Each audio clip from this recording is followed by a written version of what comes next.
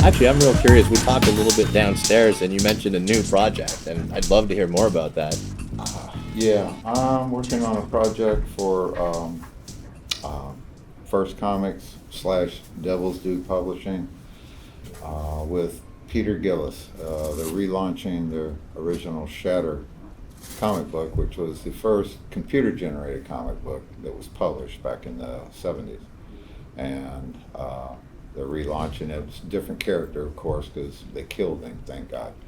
And, well, it's protection for me. I get to create the new one and then reap all the rewards. Okay.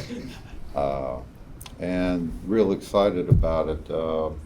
Along with the job came game design for a game presentation that they're pitching the product with.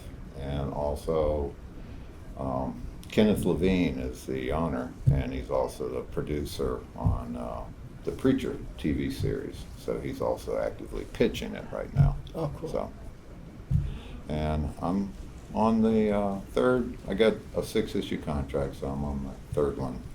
Finished my third one now, so I expect to be done by probably November. Oh, cool. So, and I think I've heard rumors that he's thinking of publishing a summer convention special to promote it. You know, so it might be out by August. I don't know. That's great. Look forward to seeing that, actually. Now, I was also telling you downstairs, my favorite thing you've ever worked on was Captain Atom, back at DC in the 80s. Yeah. Could you tell us a little bit about working on that series with Cary Bates? Yeah, I'm, if you're familiar with Captain Atom's history, I am also a Steve Ditko fan. And Captain Atom was first in the 50s created by Ditko and Charlton. So when DC picked up the Charlton character properties, Dick Giordano called me up and asked me if I would do the Captain Atom book. He didn't know that I was such a huge Ditko fan. So yes, that was like an Easter egg for me. I'll take the job. And read Cary's script, and we had a complete new view and creation of him again. So we started working on that and saw a pretty decent run on the series. I think almost 3 years. And did you design the silver suit he had? Yeah. Oh, I nice. designed the silver one. I wanted to keep it as simple as possible, you know, quite frankly, because a lot of the costumes and characters that are being designed at that time and later on were quite intricate in design. And I felt that a simple design would make him stand out from the crowd, you know, so. Oh, nice. In preparing for this, I reread for the first time in many years Batman Year 3. And great story, beautiful artwork. What are your recollections of working on that one?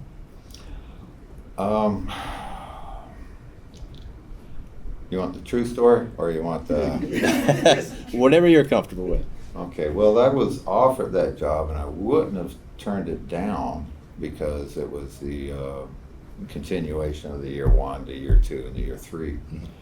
But at the time, I was also working on Green Lantern and doing fill-ins for projects that were in trouble to complete this and get it to the printer. You know, so I actually had to do 4 books that month, and it was a huge workload. Now, also when, and I know this is truly just a typical Denny O'Neil mistake, because we love Denny, but he said the books are bi-monthly. And it's like, DC hasn't done it bi-monthly in years. And he said, yeah, it's bi-monthly. Well, Denny, I guess, didn't understand the difference between bi-monthly and twice a month. Oh, jeez. So on top of having my ongoing Green Lantern series I was working on, fill in on, I can't remember the series title, Joe Staton was working on it and had to leave the book, so they needed like 4 issues done because they were violating their contract with the printer and they were going to be fined. So get it done. And it put me under a lot of pressure. I did a lot of work for about 3 months. I mean, you know, it probably was easier for Jack Kirby, was used to a high production line. I'd never gone over 2 books, you know, and that's 3 pages a day, maintaining, you know, to meet that schedule. So, but it was fun. John Beatty did a wonderful job inking it. I thought it was a really good story, and I got to create or be listed as a creator for the Tim Drake character. So, you know, and I just found out that I got a special thanks bio on the Captain Marvel movie at the end of it. So my wife says, "Oh, we got to find that." It's like, yeah, special thanks. We got to find. Okay, Oh, very so, cool. You know, and that's it about the year 3. Yeah. Oh, yeah, cool. Yeah. Now, I don't want to hog the conversation. Does anyone have any questions?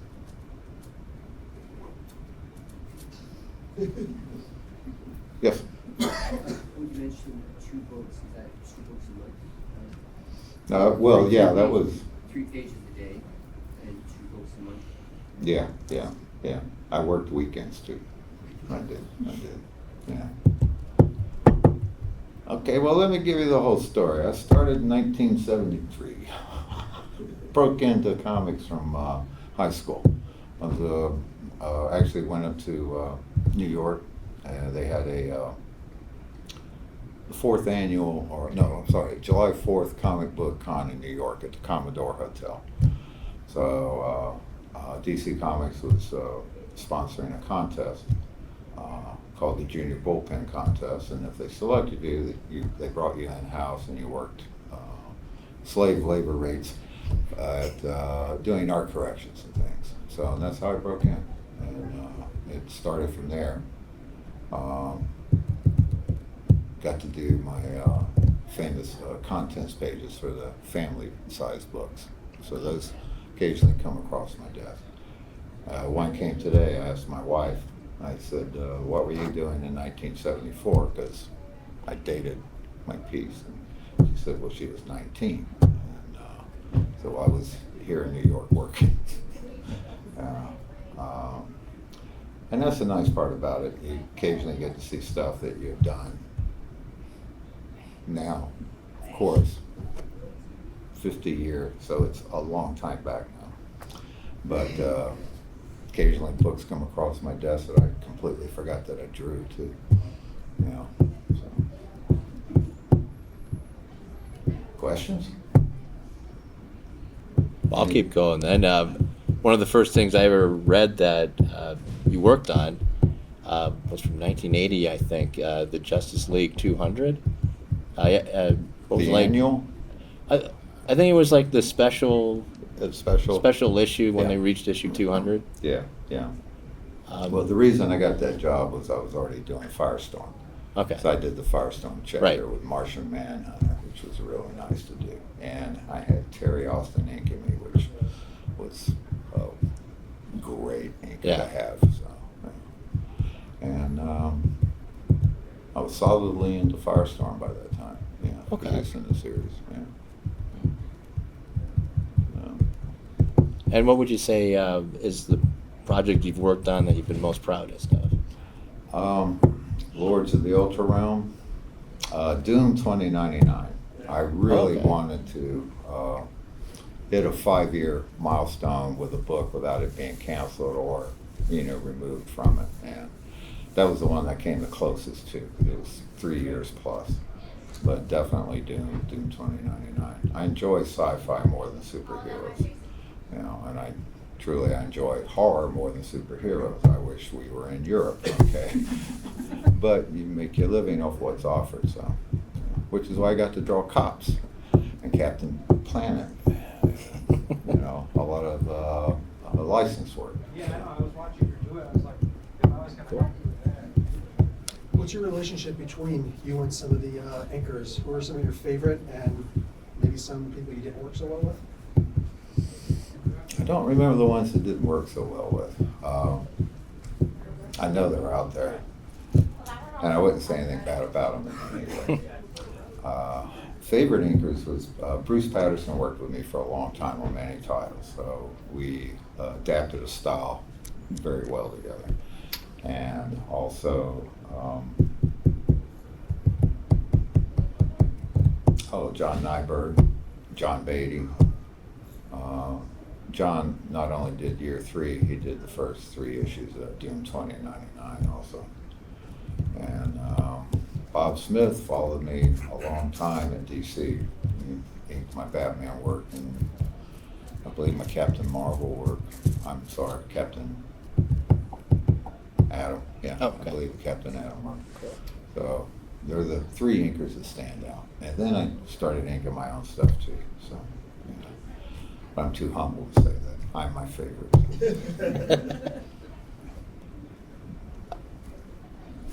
Some of your the writers, how much instruction, the ones that you work with the best, and if you don't want to say names, which is fine, some of the ones that didn't work out so well as far as, do you like too much dictation? Do you like script format more? Like what do you work with best?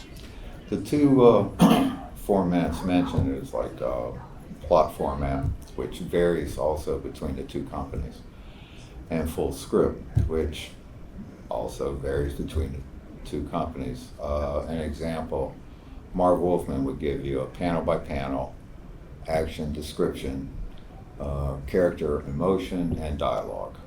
And so it was all nailed down.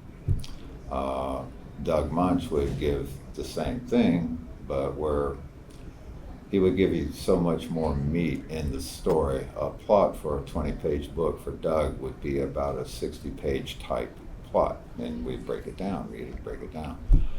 And I've worked with Bill Mantlo, the writer on the Micronauts when I was on it. Bill's plots would be about 3 pages for the 19 pages, but he concentrated more on jumping from action to action to action, giving a little bit of the dialogue, and he would just let me run with it. Jerry Conway on Firestorm, we plotted in conversations over the phone. We started out with just written plots, but after, I'd say about 6 months, it was just phone conversations, which he told me he felt confident, we could just do it from that, which was, I'm a Sag, okay, so it's like, so we would discuss things, and due to the unique relationship between Ronnie and Professor Stein, would leave gaps in the plot that I could drive a semi-truck through, so I would do it, Point of case, he had Ronnie in high school when the professor initiated the change, and it always takes place and it's a surprise for the person who hasn't initiated it and just feels it coming on. And professor could be in the middle of an experiment or something, has to run out of an office. I decided that Ronnie had to be in the shower in the locker room, So it caused Jerry to alter the plot a little bit, because at the end when they separated, Ronnie's standing there soaking wet with soap bubbles all over him in the middle of Manhattan. So I liked having that freedom to throw a curveball at Jerry and watch him pick it up and knock it out of the park. And it was fun doing it that way. It was. Right now I'm working with Peter Gillis, and Peter is an excellent writer, whether he's writing superheroes or prose or anything. He's just a very, very good writer. So his scripts are, he allows me room, so I'm able to, he might end the page at one point, but the action might spill over for half a page or so into the next page, and I like clean breaks, because part of comics is you have that point where you flip the page. So when you have a scene finished, theatrically that's like curtain closed, open a curtain, next scene. So I like to structure my books that way. So I'm able to adjust it cram a little bit here, and give him larger panels so he can explain his backstory with the dialogue. Because I'm dealing with two personalities with the character, much like the Ronnie Raymond one, so there's Firestorm, but there's no floating heads this time.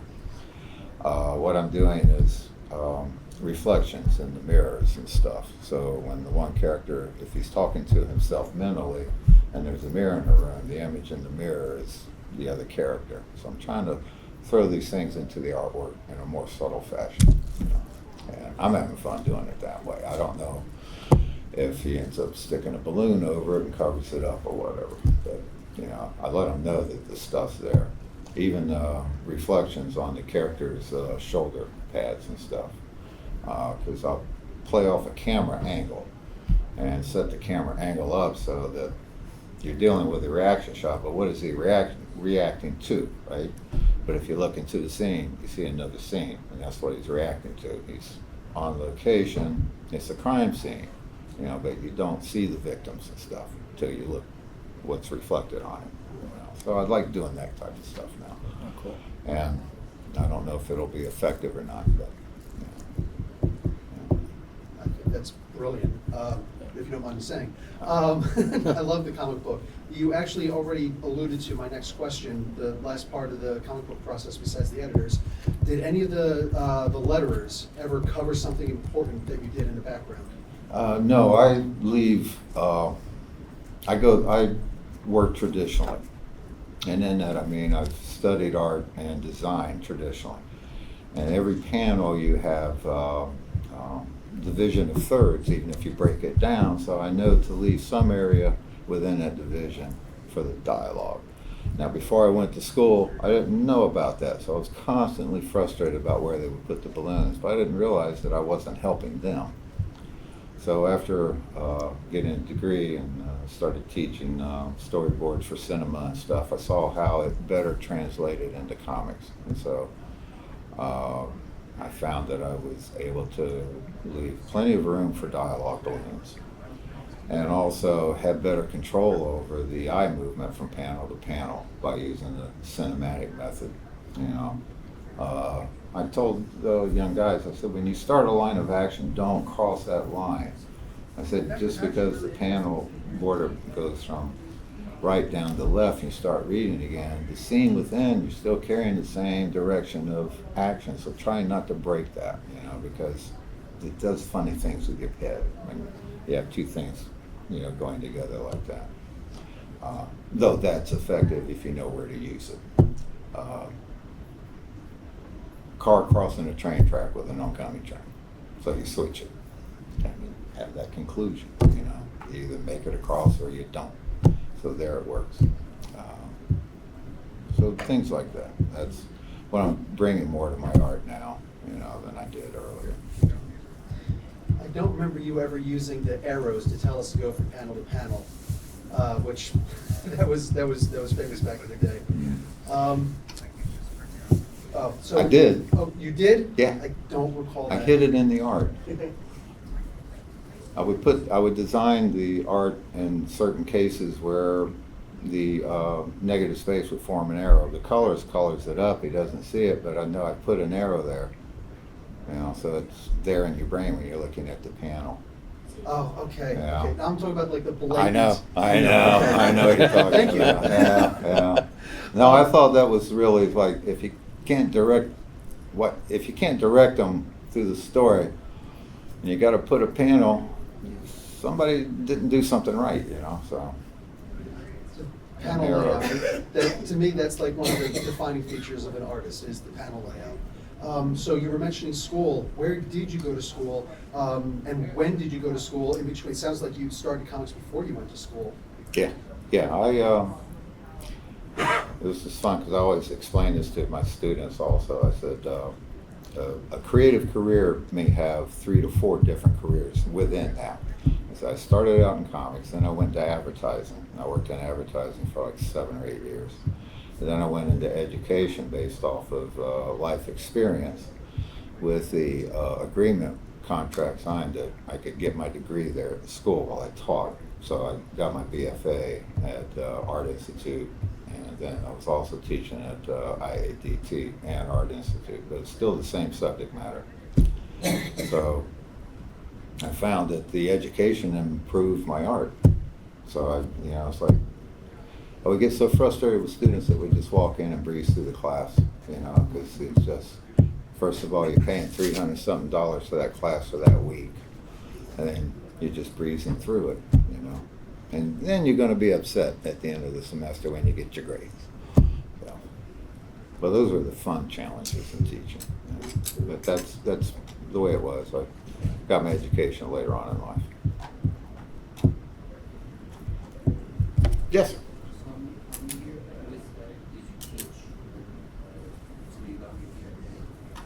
Yeah. Yeah, well, you all follow like the economy in America. Okay, when the Fannie Mae loan program, which was back the student loans, got in trouble, they started restricting the requirements for signing the students, which of course started the less number of bodies enrolled. So when you're an adjunct, they hand out the classes according to the number of students that can sit in that class. So if they don't have enough students, so I went from full-time teaching to one school closing entirely, then the other one cutting back drastically to where all the full-time employees like the chairperson and the department head were also teaching the classes on ground, and they let all the adjuncts go. So at that time, it's like, I'm back in comics again, so, yeah. But it was a good learning experience for my students to tell them, because it's like, so many of them was like, if I could just draw X-Men or Spider-Man, I'm set for life. And it's like, ha, you are so naive. Because one editor might like your stuff, and they change editors, and he wants to bring in a new team. It does not matter if it's good. If you did a good job, you're out the door. So you have to be prepared for that. Yeah. You've worked at both Marvel and DC. Can you describe how you fit in and how it felt with you? I don't want you to say you're a better one, but just from us perspective, we don't know. We don't work there. Yeah. But you're normally a DC guy or a Marvel guy. So Yeah. how was it working with those two companies, I guess is what I'm asking. Probably have heard this before from other people, but DC was much more management controlled driven, like an advertising agency, structure, authority, answerability, and whatnot. And Marvel was a much looser ship. I guess, to be honest, say I'd like the freedom, didn't like the restriction because of the paranoia, knowing there's a lot more cooks in the kitchen that are going to see this and approve it. But still, I understand and appreciate both. I think DC being owned by Warner Brothers so long is what set that up for them. So it's amazing that Marvel has done as well as they had on their own. And today, quite literally, we can't get any work from them. They are not giving us work. So don't know if that has anything more to do other than the age of the editors that they're hiring, basically. It's a different era. They would rather review artwork on online at DeviantArt, than interact with somebody. So. Yeah. Being a fan of Ditko, were you become aware of him through his horror or through his Spider-Man? First it was Spider-Man. Yeah? I was 63, so I was I think about 7 years old. So yeah, and then discovered. His horror stuff is great. Yeah, well, it's the realization of like, these are comics, these are cool, and then you read them, you love them, and what? It's like, what? There were comics before these comics? I must find them. It's like music too, right? Yeah. You find a band you like and Yeah. you go back and see what they inspired Yeah, them too, right? but Really- we didn't have comic book shops back then, so it was really hard to find. Usually barber shops would have a stack of books on the side, and then you'd find old issues. Yeah. So. Did you ever get to meet Steve Ditko? No, unfortunately, no. No, he was very reclusive. I actually got to work on some Ditko pages with Wally Wood on The Stalker, which was great. And then, Wally fired me because I didn't do my job right, but it was okay. We worked in the studio, and it was like, you out and you in. Let's see how you do. I mean, the studio was Neil's studio, so it was just great. Wally's here; he needs help. And we'd line up at the door. That aspect of it was nice for the time when I broke into comics. I did get to meet a few well-known people now, that were just fun, crusty old guys,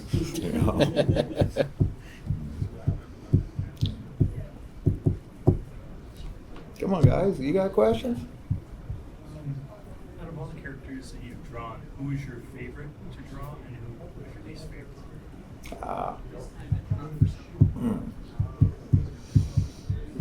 Multiplex character, Firestorm. Least favorite. Okay. Having to draw 50 of the same guy in the same panel as he's multiplying and fighting. It's like, whoa. If only you had to draw other than right, you would create characters like that. And probably the most favorite was Doom 2099, because that's when I started really playing with the reflections and the stuff in his armor and things. So I had to. Plus, it was a new world. I got to do modern, futuristic architecture, but yet maintain the true aspect that ancient architecture would still be existing in the city. So it would go down the street, modern buildings, and suddenly there would be one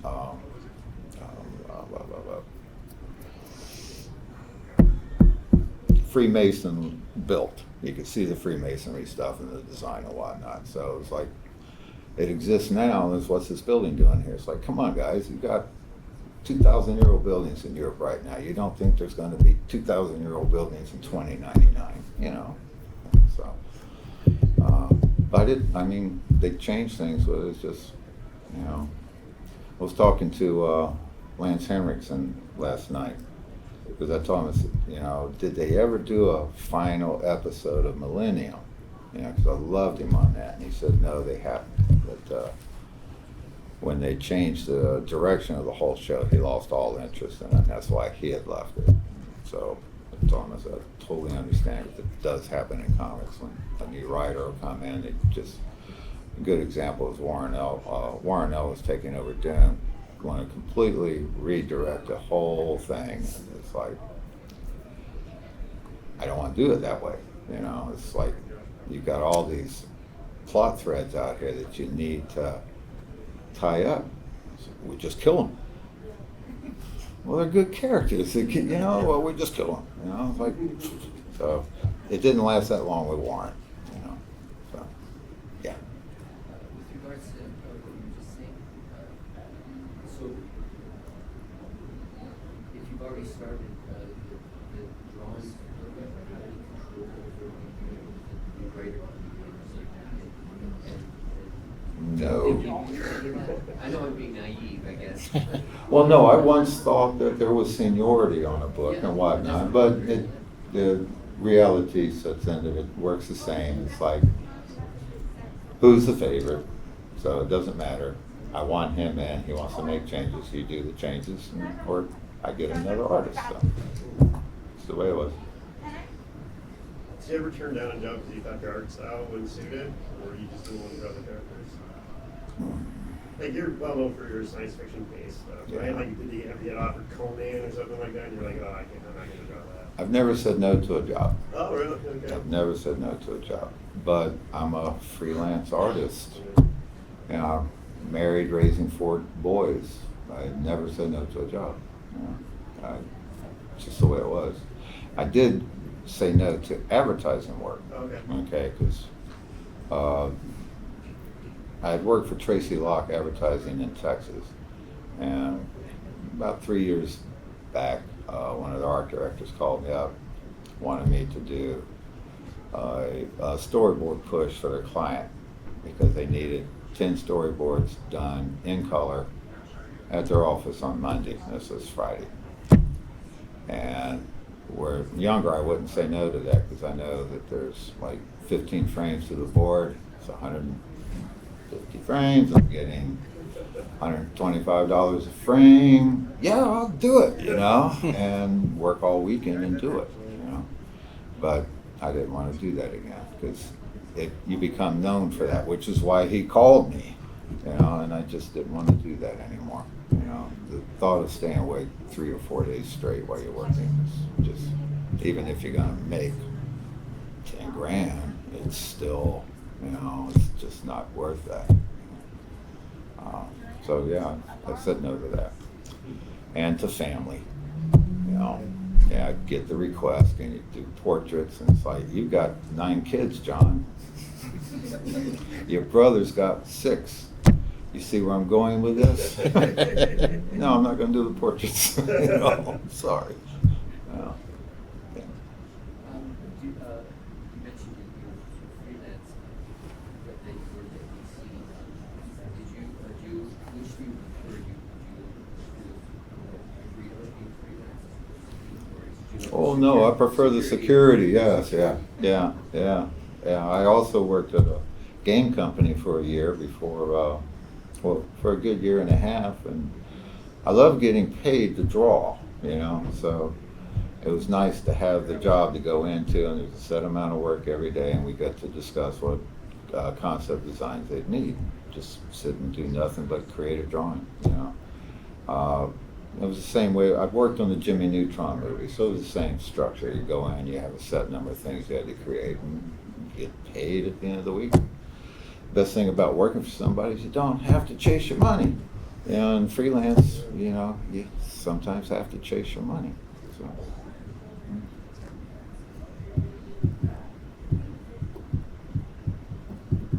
Yes.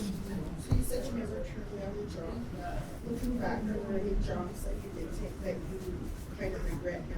Like looking back, saying, "Oh, I wish I hadn't done that." Yeah, that 3-month period where DC had me working so hard. Yeah, that month definitely. I would have loved to have said, "Yeah, I'll take Batman now. You take this off my plate and push it back to him." But then it's like, "No, you can't do that." And they get quite serious with their threats. The editors will say, if you don't finish this job, I'm not going to give you any more work. You know, so we're all a big happy family, dysfunctional family. So you were doing like multiple books and you did them for long periods of time. Why do you think the new guys can't, they get 6 issues in and then they're done? They're babies. That's what I want to hear. They're babies. They're snowflakes. They don't want to work hard. Yeah. I don't know what to say, really. Yeah, I don't know either. I don't understand it. There was a big change in the way production was done when comics started paying large royalty checks. So I could see where that would interfere with turning in the next book on time, you know, and could cause a problem. I know a lot of creatives would jump around. If they couldn't get issues 1 and 2 on the title, they wouldn't agree to do any work for it, you know. Or if they heard a new title was coming out, they would just do the one book and then try to get the first issue of the other one. So it was hard to keep a good cohesive team going. But yeah, definitely, it's a trap to. It's a double-bladed sword, guys. I mean, you try to control your life, but they control what they offer you. So, you know. Now, these, like you said, the new books, I don't honestly understand. Because as a fan growing up, I would follow artists. I'd follow you, I'd follow Perez, Byrne, all those guys, right? Yeah. Now you start a book where you like the artist, but then 6 issues you got another artist you don't really appreciate as much. And just... I heard there was a thing about all the art looks interchangeable now. You could just, you know, yeah.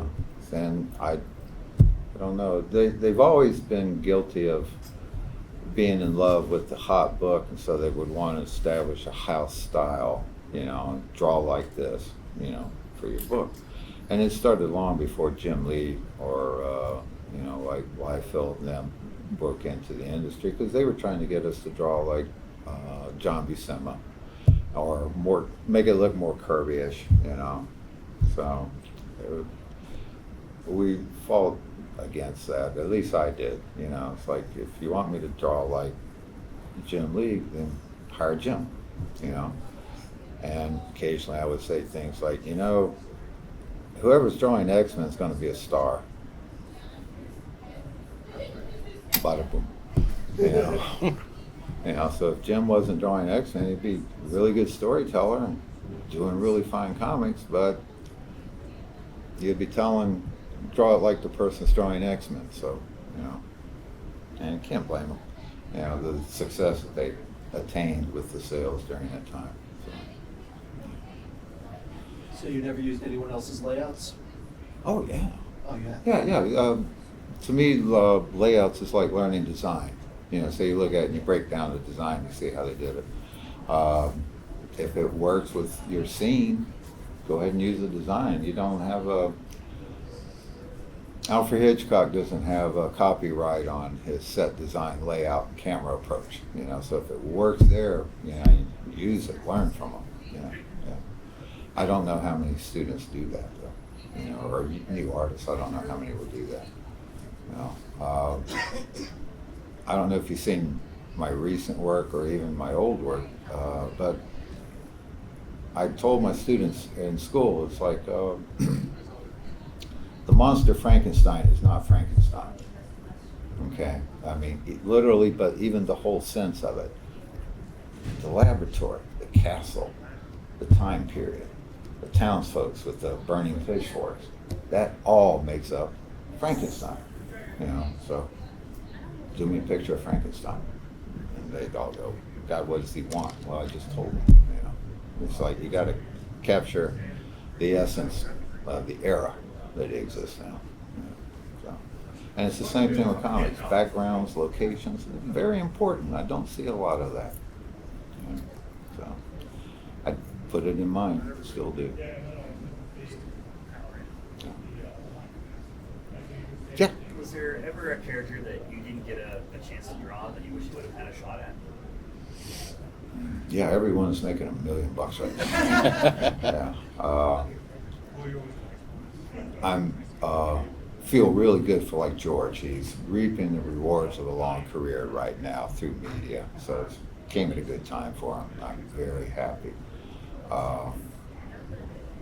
Yeah, I would have loved to have created Cyborg, you know. I've created a lot of characters that they use. Surprisingly enough, it seems like the secondary characters in the storylines are the ones that appear in the series, you know. But I'm not so naive to think that it's going to run like this for another 40 years. It's going to burn out. I mean, very curious to see the new X-Men movie, to compare it to the earlier X-Men movie and what they're doing with it, because the ownership's changing hands, and you know, is Disney going to do as good a job or whatever? So, you know, and I haven't even seen the Swamp Thing yet, and they've canceled it. Yeah, you know, so it's like, why bother? Except, oh, that's neat, too bad, you know. So it's just an interesting world. You know, they always will go where they feel the money is, and if you happen to be lucky enough to be along the ride and can facilitate that with them, then it's great.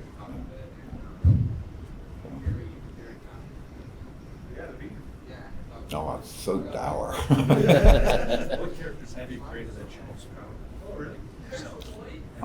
What inspired them for that? Normally you think the writer would have a character give you direction, or did you?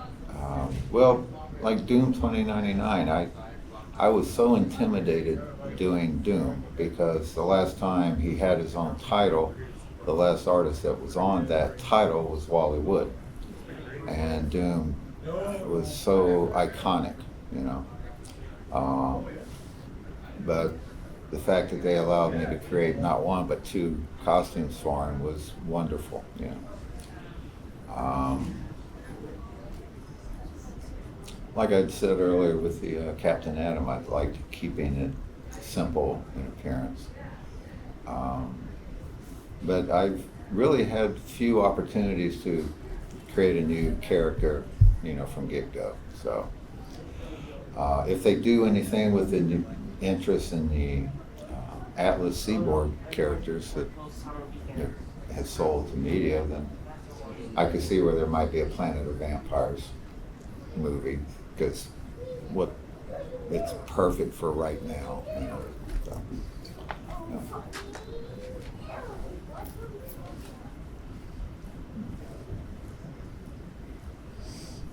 Well, I'm married 34 years, same woman. Got 4 boys, all grown, buried one a year ago, so recovering from that. Yeah. Or does it all work? It's what, raising children? I don't know. Do you have any hobbies outside of Oh, Lord. and stuff like that? Netflix. Netflix is Yeah. No, my day starts off at like 5:45 a.m. and I try to get all my work done early parts of the day, because the energy and the strength is more manifested during the early time of the day. So I love watching the sun come up, so I always beat it, And, it's just one of the things I found, I don't know, this is strange, esoterical, but we're connected, you know what I mean? So when the sun goes down, you get tired to go to sleep. So it's like, well, when the sun comes up, I must be wanting to get up. And I found as I got older, my body is waking up earlier. So I go with the flow instead of fighting it. Unfortunately, I'm in dead asleep by like 9. But I get a lot done, so. Yeah.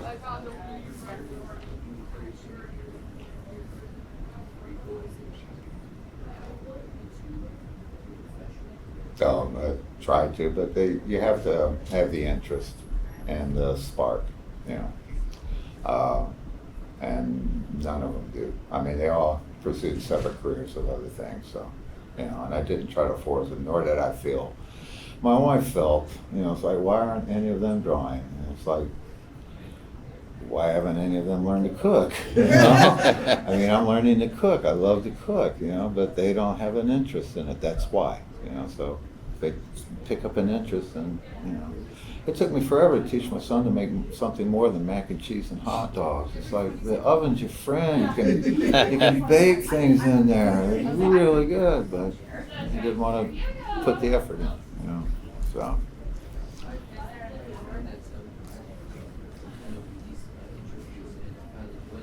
One thread that carries through as I listen to you is that the love of what the artists do, and if you don't love doing it, it's just you're not going to be successful at anything. Yeah. That carries you through the rough times. Oh, we're all OCD. No, all artists are OCD. Obsessively compulsed to create artwork, and I recognized that a long time ago, because the days that I don't, I get itchy and I want to draw something, so I'm being driven, so it's something screwy up here. Yeah. If you could go back and talk to your younger self as you were just starting out, what would you say to him? Go to school. Go to school first. Get a degree first. You're too anxious wanting to get out the gate. Don't be a one race horse. Go to school. That's what I would tell them, because that's what I tell all the students today. I tell the moms that brings their kids' work up to my table and they show good work, and the kids like maybe 10 or 11, it's like, get them books, If you've got a college used bookstore near you, go buy that 10-year-old those books and have them do the exercises that are in the books, because it's all structured off traditional basic training and methods, so get him started now. If he likes to draw, like, here's a book on figure drawing, and here's a book on landscaping, and it talks about direction of light and stuff. And get him used to that now, so that by the time he gets out of high school, he'll have a grasp of what they're wanting from him. That's what I would tell him. And that's what I would tell myself. Absolutely. This is us. I mean, I can't stress more the fact that those that went before us learned it and wrote it down for a reason. And don't think that I don't want to be influenced by it. I want to develop my own style, because you're just tying your hands up in knots by doing that. Don't let your ego get in the way. And I see that a lot, with students coming in, both positively and negatively. I've had students come in that said, I get A's every course. I'm going to get an A in here. It's like, this is your first year of college. It may have worked with you in high school, but here you've got to work. Okay, so I hope you earn that A. You find that artists I saw it as table. have like an ego, but if you give criticism to a lot of them take it the wrong way. Like you have to kind of fight through that. Yeah, but I think it's just a natural instinct to react to criticism with defense. It's like, well, I did it this way because, or maybe you don't understand what I'm trying to do, and my response is, if I'm not understanding it, you didn't do it. It's, but criticism, I've never had any trouble taking criticism, okay? But I know what you mean. I've seen it out there, and I've run into it even on the convention floors and whatnot, so. But that's a deeper thing, I honestly think. It's, if you can't take criticism on your art, there's other things in your life you have difficulty taking critiques on too, so. But I'm an old man. What do I know?